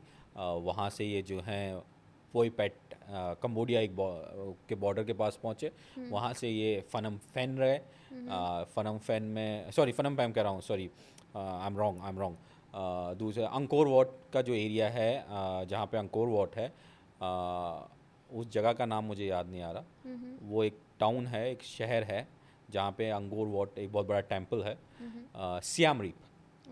तो ये छोटा राजन बैंकॉक से निकल के भागने के बाद कंबोडिया के सियाम रीप में गया था। सियाम रीप में ये कुछ दिन रहा और कुछ टाइम के लिए ये शायद कहीं घूमने निकला था, तो उस घर में चोरी भी हो गई थी। उस घर में, जिस घर में छोटा राजन रहता था कंबोडिया में, मैं वो घर भी देख के आया। कंबोडिया में गया था मैं ओके 2016 में, एक सीरीज़ की तैयारी कर रहा था, तो मैं वो देख के भी आया। और उसी समय मैंने छोटा शकील का 1.5 घंटे का इंटरव्यू भी किया था 2016 में, जो अब शायद 3 मिलियन के आसपास उसके व्यूज़ हैं, और पता नहीं कितने हज़ार घंटे देखा जा चुका है। तो मैं वो श्याम रीप का वो घर तक देख के आया था, छोटा राजन का, जिसमें चोरी हुई थी। छोटा राजन वहाँ से निकला था किसी काम के लिए या कुछ हुआ था, कि जैसा भी है, ज़्यादा इंटरनल नहीं जाऊँगा। उस घर में बाकायदा चोरी हो गई थी, बाद में चोर घुस के आ गए थे। और शायद अगर उस दिन छोटा राजन मिल जाता तो वो शायद चोरी उसको अपनी जान बचाने के लिए उसके ऊपर हमला भी कर सकते थे। तो ऐसे ऐसे किस्से बहुत हैं जो मैंने इस किताब में बहुत डिटेल्ड में कवर किए हैं, कि ये पूरी जर्नी दिखाई थी। जिस पे एक और किताब पे मैं वर्क कर रहा हूँ, वो डिफरेंट करंट के माफिया के ऊपर है, ओके जो मैं अभी लिखनी शुरू की थी, लेकिन किसी वजह से कहीं बीच में अटकी हुई है, कि बीच बीच में मैं डॉक्यूमेंट्रीज भी शूट करनी होती हैं। तो उसके लिए मैं कुछ एक कंट्री अभी ट्रैवल कर रहा था एक डॉक्यूमेंट्री के लिए। तो मेरा एक ये क्वेश्चन भी था, मतलब ऑब्वियसली जब आप इसको इन चीज़ों को कवर कर रहे हो तो थ्रेट तो है ही, दैट इज़ वेरी ऑब्वियस। आपने मुझे बताया भी कि आपका किसी हिट लिस्ट पे नाम था। तो हाउ डू यू, मतलब how do you keep that thing aside, that fear aside of threat, and still continue to? देखो, फियर तो किस में नहीं है, सड़क चल रहे हो आप, टक्कर लग जाए, बट ये फियर तो बहुत ऑब्वियस है ना। हाँ, आप मेडिसिन खा रहे हो, मेडिसिन फेल हो जाए, वो भी फियर है। तो फियर की कोई परिभाषा या कई अंत नहीं है। फियर हर चीज़ में है। हम इस बिल्डिंग में बैठे हैं, भूकंप आ जाए, वो भी फियर है। Am right? ऐसा कहना तो नहीं चाहिए, ना आए तो अच्छी बात है, लेकिन एक फियर है। आदमी सड़क पे चल रहा है, बस चल रही है, अब कैसी चल रही है, कोई लहराता हुआ मोटरसाइकिल से आपके सामने जा रहा है, फियर हर जगह है, ऐसा नहीं है। लेकिन फियर से ओवरकम करना पड़ेगा। राइट आप उसको जिस तरीके से टैकल करना चाहते हैं, आप उसको डेली रूटीन बना लेंगे। तो जैसे आप सड़क पे चलते हैं, एक बस आपके बगल से निकल जाती है, क्या कहते हो, अरे ये तो इनका रोज का है, ऐसे ही चलाएंगे, ये नहीं सुधर सकते। तो मैं भी यही कहता हूँ कि धमकी ओके देंगे साले का इनका काम है देते रहे। आप कुछ कॉल्स हैं यूट्यूब पे मिल जाएंगी, जिसमें मेरी एक आदत है, अगर कोई मुझे धमकाता है तो मैं उसके पीछे और पढ़ता हूँ, और उसको नंगा करता हूँ, उसके ग्रुप वालों को और नंगा करता हूँ। तो मुझे एक बार धमकाया, टाइगर मेमन के नाम पे धमकाया, कि तुम टाइगर भाई का। तो मैंने उसको पहले तो सुना, फिर थोड़ी देर बाद जब मेरा पारा हुआ, तो मैंने जो हिंदी में गालियाँ बक सकती थी बकी। फिर मैंने उसको ये चैलेंज दिया, मैंने कहा, बोले मैं तुझे 48 मतलब 1 हफ्ते में ख़त्म कर दूंगा। तो मैंने कहा तू 1 हफ्ते में क्या, मैं देख 48 घंटे में ऐसा एपिसोड करूँगा कि तू देखता रहेगा। और फिर मैंने टाइगर मेमन के घर की वीडियोज़ डालनी शुरू की। मैंने CIA के पेपर्स डालने शुरू किए, कि उसको CIA ने किस तरीके से हिट लिस्ट किया।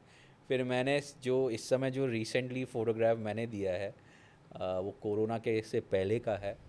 वो फ़ोटोग्राफ मैंने पब्लिश किया था, उसके दैट इज़ इन 2023 में। लेटेस्ट फ़ोटोग्राफ टाइगर मेमन का मैंने पब्लिश किया था। उसके 1 साल बाद सारे news channel, India today, I think today group, exclusive on, okay हाँ, वो फ़ोटो उन्हें भी कहीं से मिल गई होगी, मैं ये नहीं कहता, लेकिन 1 साल पहले मैं कर चुका था।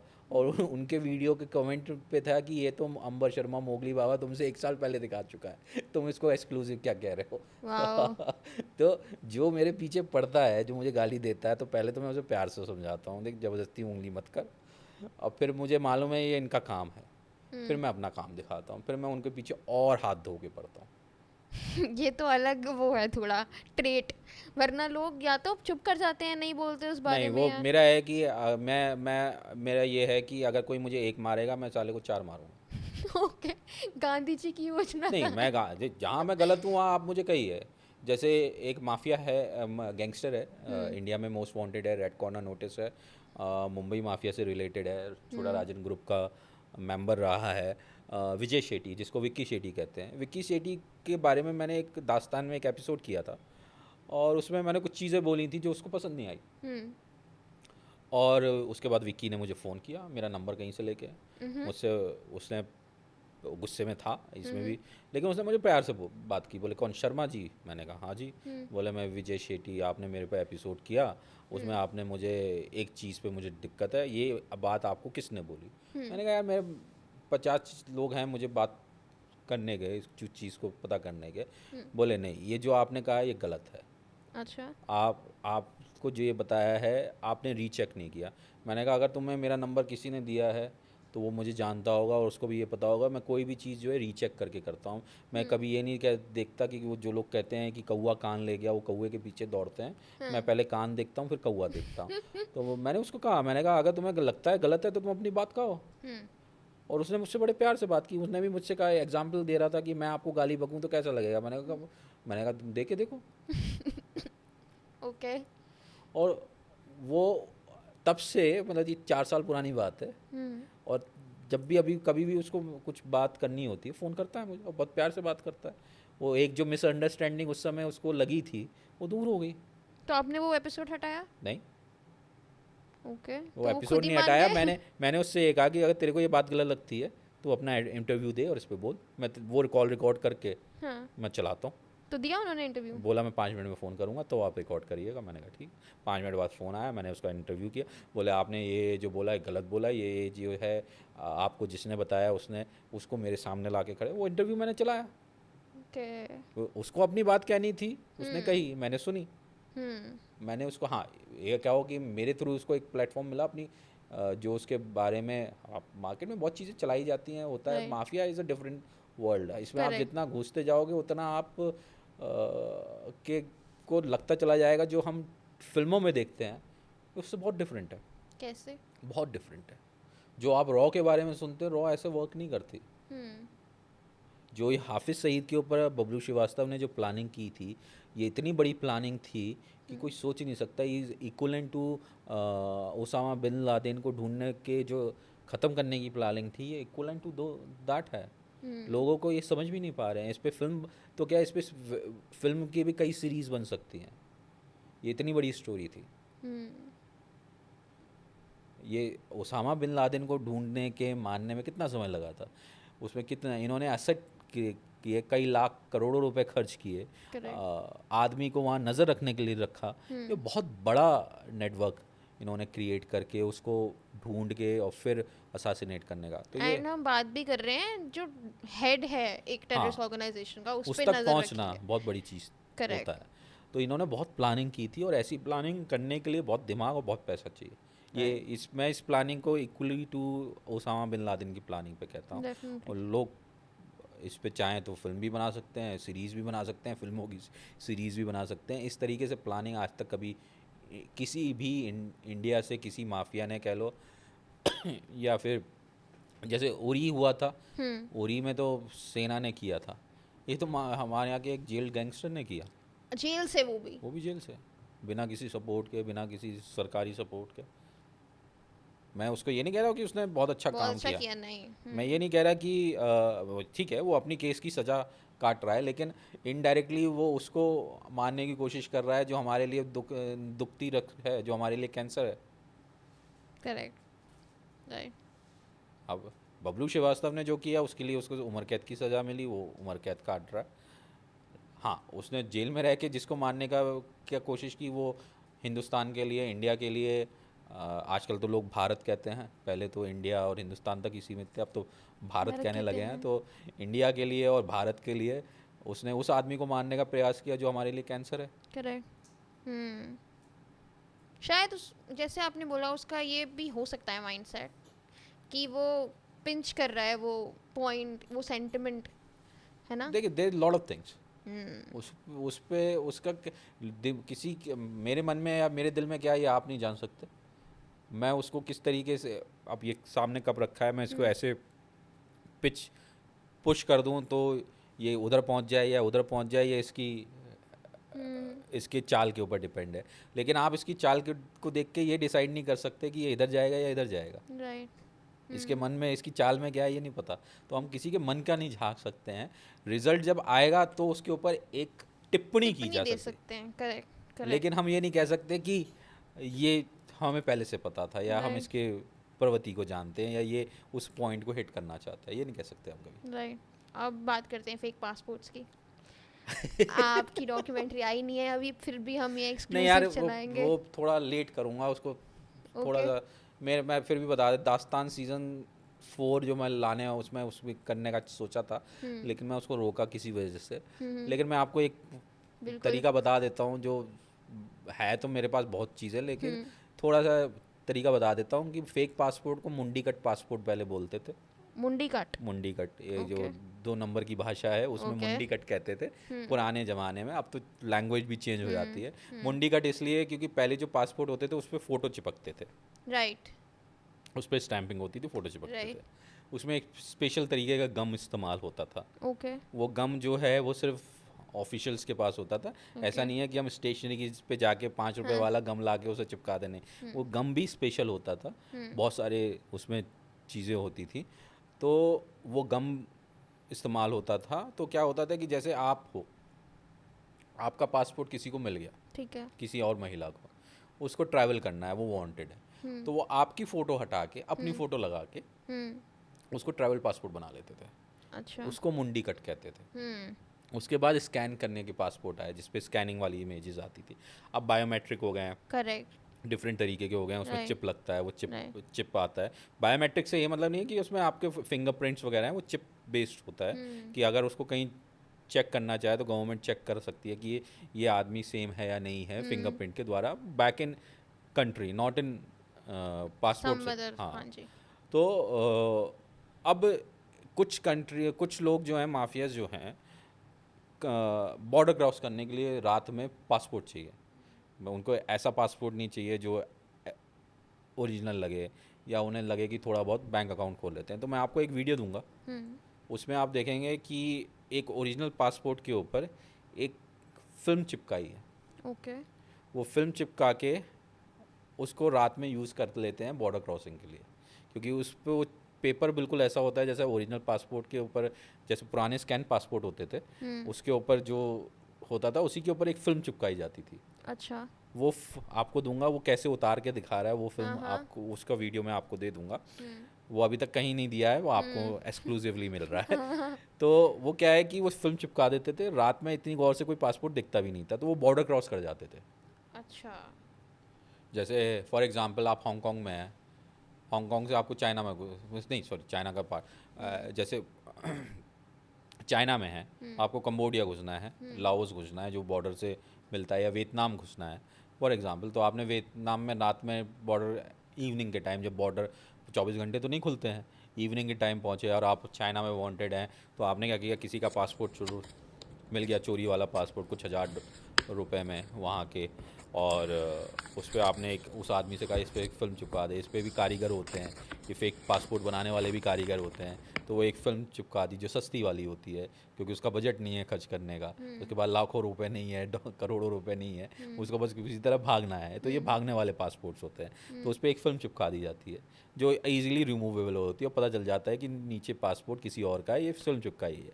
लेकिन रात में सेटिंग होती है, कुछ होता है, वो सिर्फ आईडी देखते हैं, ठप्पा लगाते हैं कि ये फला आदमी है, उसमें सिर्फ उसकी फ़ोटो चेंज होती है, नाम वाम सेम होता है। तो वो आपको जो मैं वीडियो दूंगा वो फिल्म छुटाने की 15-20 सेकंड की वीडियो है, कि वो छुटा के दिखा रहे हैं कि ये फिल्म चिपकाई गई है। तो वो पासपोर्ट्स यूज़ होते हैं बॉर्डर क्रॉस के लिए। फिर बहुत ही अच्छे अच्छे पासपोर्ट्स भी बनते हैं, जिसके बारे में फिर कभी बात करूँगा, जो मेरी डॉक्यूमेंट्री का हिस्सा है, जिसको मैं एक्सपोज नहीं करूँगा, लेकिन आपको ये एक पासपोर्ट का बता दिया, इसकी वीडियो भी आपको मिल जाएगी। अमेजिंग। बट ये आपको कैसे फैसिनेट किया कि आपको इस चीज़ पे इन्वेस्टिगेशन करनी है कि फेक पासपोर्ट्स एग्जिस्ट करते हैं? दुनिया में सब कुछ फेक है। आप जो पर्स ले रहे हो वो भी फेक आ रहे हैं। लोग लुई विटॉन की घड़ी पहन के घूमते हैं, वो भी फेक होती है कई बार। लुई विटॉन के मैं तो ये देखता हूँ, जितना लुई विटॉन का प्रोडक्शन नहीं है उससे ज़्यादा तो लोगों के बैग लुई विटॉन के हाथ में घूम रहे हैं। तो और वो बहुत अच्छी क्वालिटी के होते हैं जो बन के आ रहे हैं। तो जब अगर बैग बन सकता है तो दुनिया में पासपोर्ट्स की भी ज़रूरत है, करेंसी की भी ज़रूरत है। करेंसी भी फेक छपती है, करेंसी भी तो छपती होगी फिर। डॉलर भी फेक छपता है, यूरो भी फेक छपता है, काउंटरफेट, जिसको फेक नहीं काउंटरफेट कहते हैं, वैसे ही पाउंड भी प्रिंट होता है। दुनिया में हर चीज़ का ऑप्शन है। दुनिया में क्विक मनी कमाना है तो आप क्राइम में करेंगे, और क्राइम में सबसे ज़्यादा जो पैसा है वो काउंटरफेट एक इंडस्ट्री है, चाहे उसमें आप बैग को काउंट कर लें या करेंसी काउंट कर लें। करेंसी बहुत सस्ती पड़ती है, जब सस्ती पड़ती है तो लोग उसको छापते हैं, ऑफसेट करके छापते हैं। तो बहुत सारी Right. चीज़ें हैं दुनिया में, बहुत सारे कारीगर पड़े हुए हैं, इनको कारीगर कहते हैं। True true that. अच्छा, अब मैं वापस आती हूँ वाइल्ड लाइफ पे। तो आपका कोई ऐसा एनकाउंटर रहा है किसी एनिमल के साथ जिसमें आपको एक्चुअल में डर लगा हो? नहीं, डर कभी नहीं लगा। हाँ, एक बार कह सकते हो कि थोड़ा सा घबराहट जरूर हुई थी, ओके। कि शायद कान्हा की बात है कि हम एक टाइगर को फॉलो कर रहे थे हम्म। और सामने वो हमें टाइगर दिख गया। हम उसके थोड़े से नज़दीक थे, फोटोग्राफी करने लगे।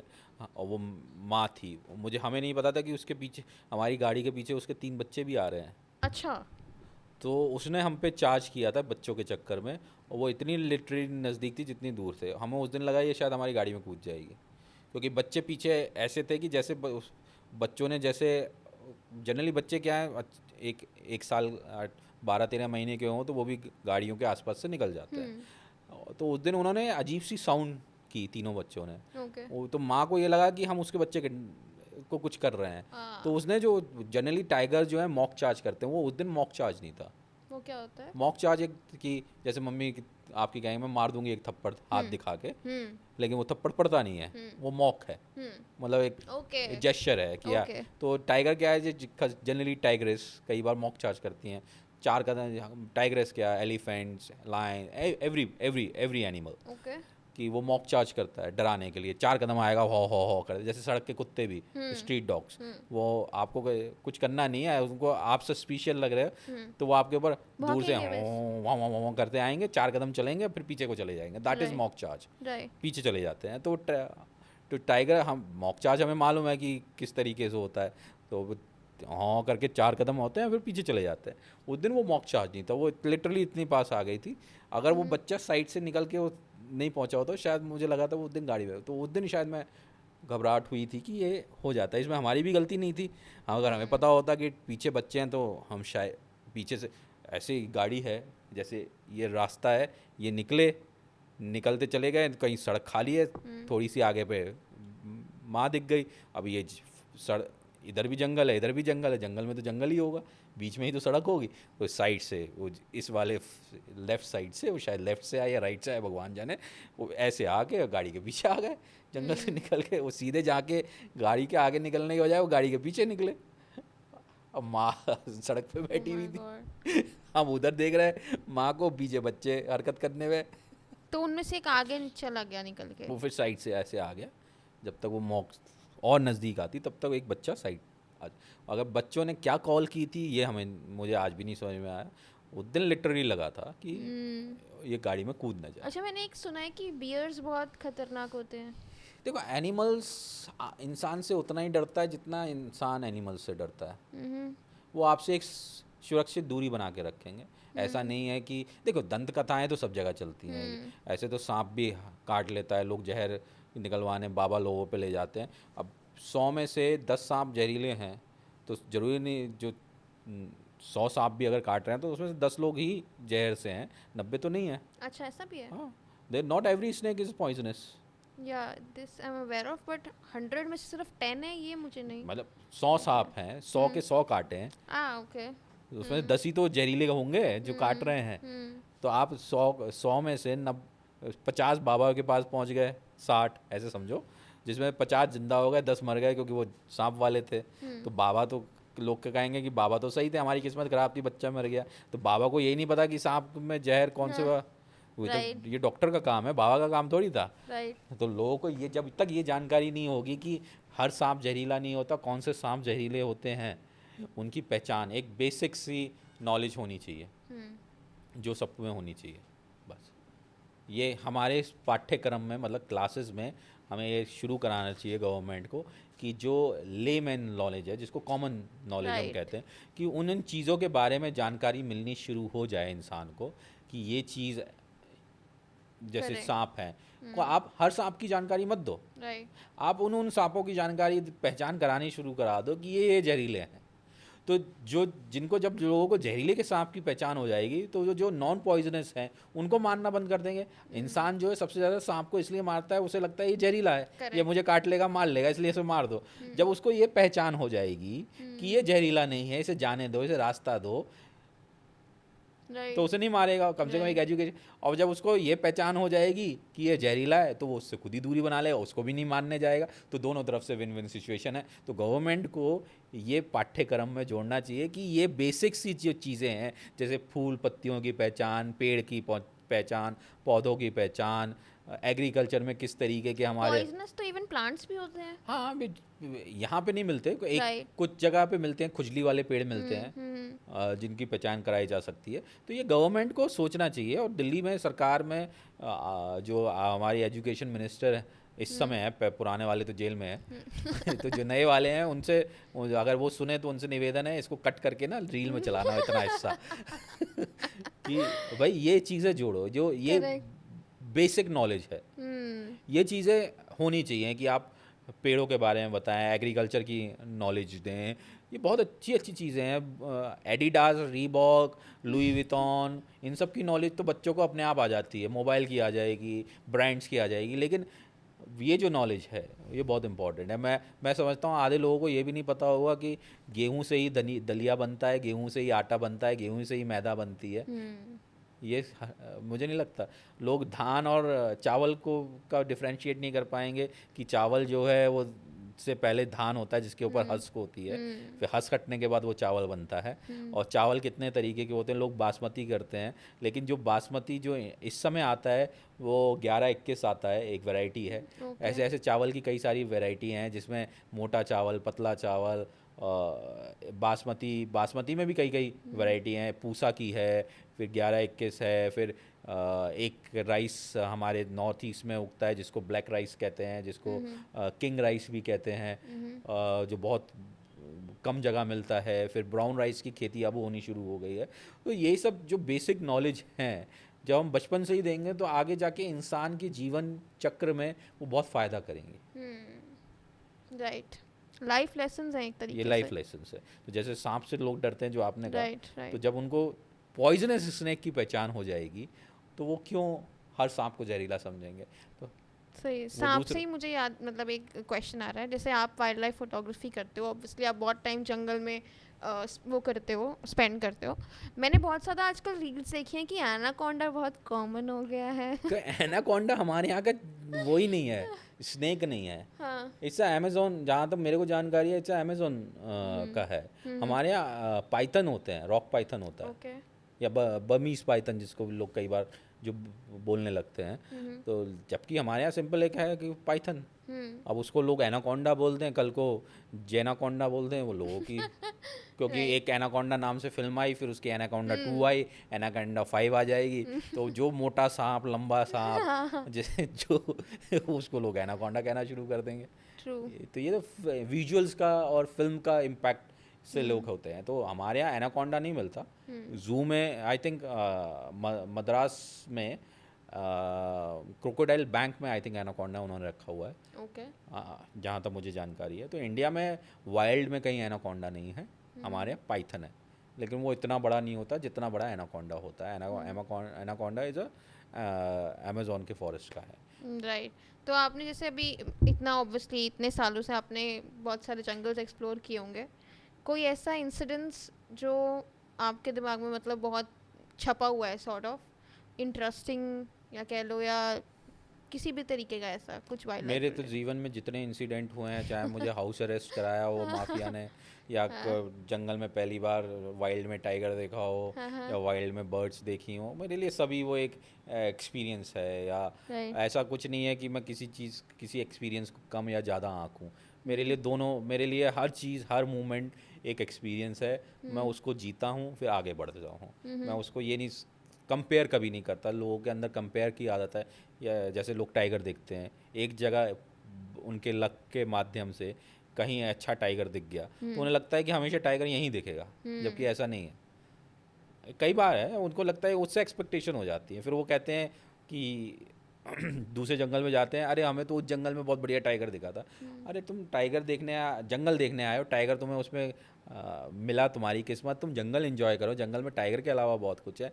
तुम उस जंगल में जा रहे हो जहाँ पे 99% एयर जो है, ऑक्सीजन जो है प्योर है, जो तुम्हें शहरों में नहीं मिलती। उस ऑक्सीजन को एंजॉय करो, लंबी लंबी सांसें लो, और फिर उसको बाहर निकालो। उसके लिए आप लोग पैसे दे के योगा करने या पार्क में कहीं जाते हैं। कुछ लोग तो मुझे बता रहे हैं कि आजकल वो एक पार्लर्स खुल गए हैं जहाँ पे प्योर ऑक्सीजन हाँ दी हाँ, वो जाती भी है। आते हैं आजकल तो, एयर हाँ प्यूरिफायर्स इतने आते हैं। तो आप वो पैसा खर्च करके एयर प्यूरिफायर जा रहे हो, फिर जंगल में जाके अरे टाइगर नहीं दिख रहा, टाइगर, अरे टाइगर के अलावा वो ऑक्सीजन तो एंजॉय कर लो जिसके लिए आप प्यूरिफायर खरीद के लाए हो। यहाँ तो फ्री में मिल रही है और वो 99% प्योर एयर है। हम्म। 10 दिन वहाँ लंबी लंबी सांसें लो, खुश पर रहो। डेंजरस भी तो है ऐसे रहना। कहाँ, किसने कहा? वाइल्ड एनिमल्स होते तो हैं डेंजरस। पता नहीं, हमें तो मिले नहीं ऐसे डेंजरस। हमें तो मतलब ये इंसान ज़्यादा डेंजरस लगता है। ओके, पर ये मेरा एक लेमन पर्सपेक्टिव है ये, मेरे हिसाब से मेरा, कि आई थिंक कॉमन इंसान को लगते ही हैं वाइल्ड एनिमल्स डेंजरस। देखिए, जिस चीज़ से आदमी को शुरू, जैसे मैं इसका एग्जांपल बहुत बढ़िया सा देता हूँ आपको। अभी बैठे बैठे आपने कहा तो याद आ गया दिमाग में मेरे, कि बचपन में बच्चे को रात में कहो कि बेटा इधर मत जाना, भूत रहता है, इधर मत जाना, भूत उसको ज़िंदगी भर उस रास्ते में भूत ही दिखेगा, चाहे हो नहीं। तो यही चीज़ है कि जंगली जानवर, हाँ मैं ये नहीं कह भाई उनको गले लगाने की ज़रूरत नहीं है। उनसे एक सेफ डिस्टेंस रखिए, उनको ऑब्जर्व करिए, उनकी बॉडी लैंग्वेज देखिए। आप उनको जब एक बार समझने लगोगे तो वो आप उसी तरीके से रिएक्ट करोगे। That's true. हम ये नहीं कह रहे कि आप उनको जाके गले लगाइए वाइल्ड एनिमल्स को, नहीं। वो उनको वाइल्ड ही रहने दीजिए, एक सर्टेन डिस्टेंस रखिए, डिस्टेंस से ऑब्जर्व करिए, जंगल को एंजॉय करिए, नेचर को एंजॉय करिए, वाइल्ड लाइफ व्यूइंग को एंजॉय करिए। सिर्फ टाइगर तक सीमित नहीं रहिए कि हम टाइगर, कॉर्बेट जाना है तो टाइगर देखना है, कान्हा जाना है तो टाइगर देखना है, रणथंभौर जाना है तो टाइगर देखना है। नहीं, टाइगर के अलावा भी है। मैं वही कह रहा हूँ कि पैसा दे के आप ऑक्सीजन खरीद रहे हो, जंगल जा रहे हो, आपको कुदरत फ्री की 99% एयर दे रही है प्योर, उसको एंजॉय करो। टाइगर तो दिखा तो दिखा, नहीं दिखा तो एयर तो आपको मिल रही है, और जानवर मिल रहे हैं, इतनी सुंदर सुंदर बर्ड्स हैं। मेरी फेवरेट है tickles blue fly catcher, okay. बहुत सुंदर बर्ड है।